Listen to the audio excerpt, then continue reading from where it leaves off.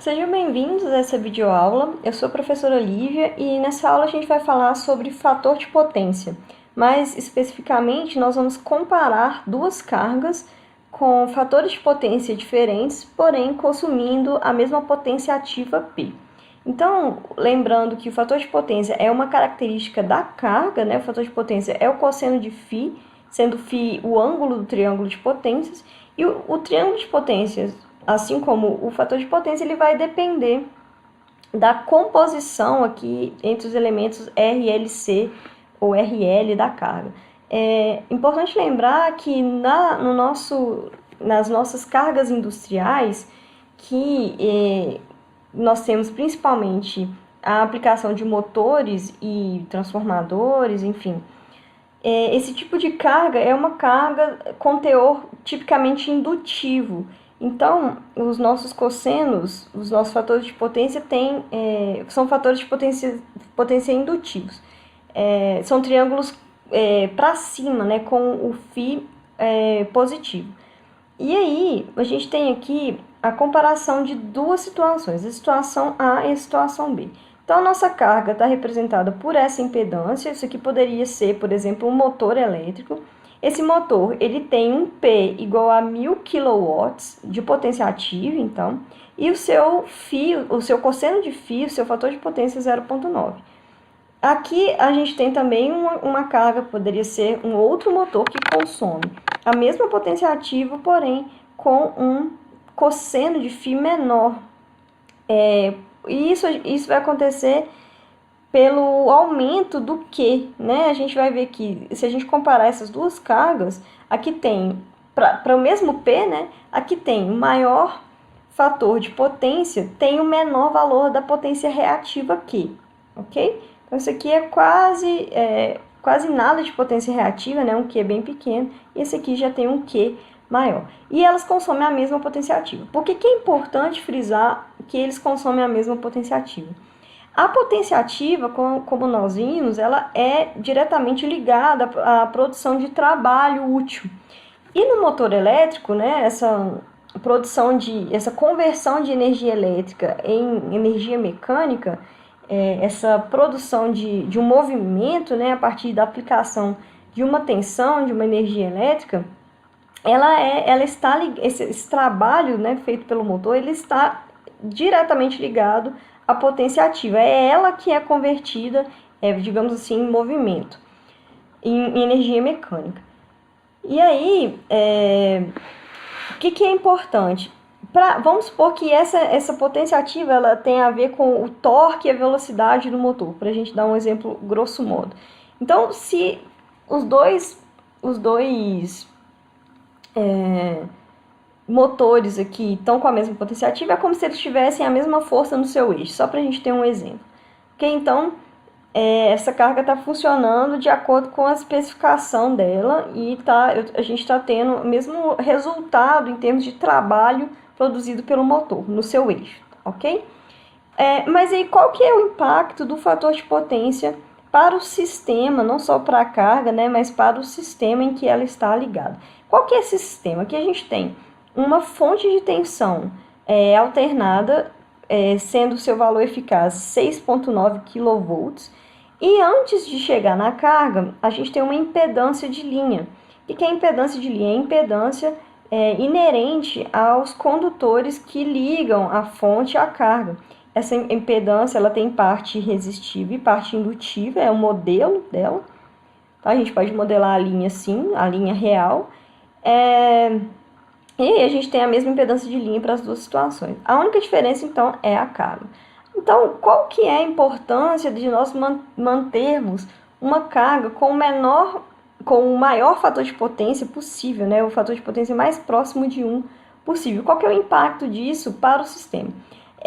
Para observar isso, a gente vai analisar essa tabela 4.1, que mostra as grandezas para esse sistema. Então, a gente tem a corrente no sistema, que é a corrente que passa na carga, mas também passa na linha.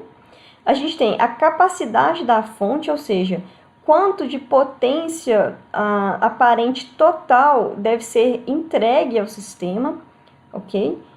que é o S dado pela tensão da fonte e a corrente que sai da fonte, ok? As perdas na linha, então a potência ativa perdida nessa linha. Então, a linha tem um resistor e esse resistor está consumindo potência ativa. Lembrando que a nossa conta de energia, ela computa potência ativa. Ela vem em kilowatt vezes hora, então é energia que está relacionada, né, a uma potência ativa. Então, se eu estou ligando uma carga através de uma linha que tem também uma resistência, mesmo que pequena, eu estou consumindo energia, estou pagando uma energia que está sendo gasta ou está sendo perdida aqui nesse resistor, né? Aqui também. Então, essa perda na linha, ela depende da potência ativa desse resistor e é dada a gente vai calcular usando a expressão I ao quadrado vezes R, sendo que I é o mesmo I aqui da carga. Para calcular o I, a gente vai usar a expressão da potência ativa aqui na carga, tá? Que é essa fórmula I igual a P sobre V vezes cosseno de φ. E além das perdas na linha, a gente tem uma queda de tensão na linha. Então, essa impedância, a gente vai ter a tensão da fonte sendo dividida entre uma queda de tensão na impedância da linha e a queda de tensão queda de tensão, né, a tensão em cima da carga. E aí a gente vai ver que a queda de tensão na linha, que vai ser calculada pela impedância vezes a corrente, ok? O módulo, né, a gente está falando aqui em termos de módulo, a gente também vai comparar esses valores. Então, o que a gente tem? Primeiro, em relação à corrente, observem que a corrente do sistema A é menor do que a do sistema B. Ela é 59,7% menor, né? Então, a gente de cara já vê que circula uma corrente menor nesse circuito para o mesmo consumo de potência ativa, né, em relação a esse. Então, qual que é o impacto disso? Primeiro, na capacidade da fonte. Para a fonte do sistema A, ela tem que fornecer uma potência aparente. Então, toda a potência que é consumida aqui nessa carga, né, a potência ativa, reativa e, consequentemente, a potência aparente, ela tem que ser fornecida por uma fonte. Então, essa potência total, ela tem que vir da fonte. Então, a potência total S, que é a hipotenusa do triângulo, ela é calculada através do V vezes I, como a gente já disse.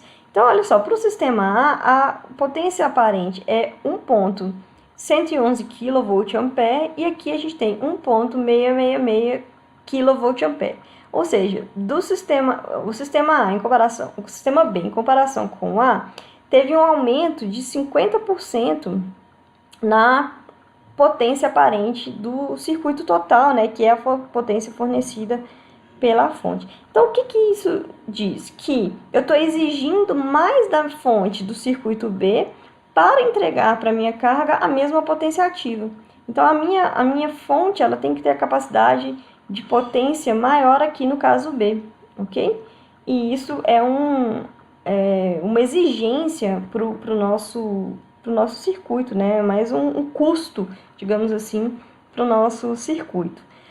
Em relação às perdas na linha, se a gente compara os dois, olha, no sistema A, a perda é 125,6% menor do que no sistema B.